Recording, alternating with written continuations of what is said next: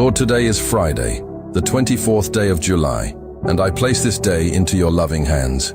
Thank you for walking beside me through every triumph and every trial. Help me end this week with a thankful heart and a spirit of peace. Fill me with courage for tomorrow and confidence in your promises.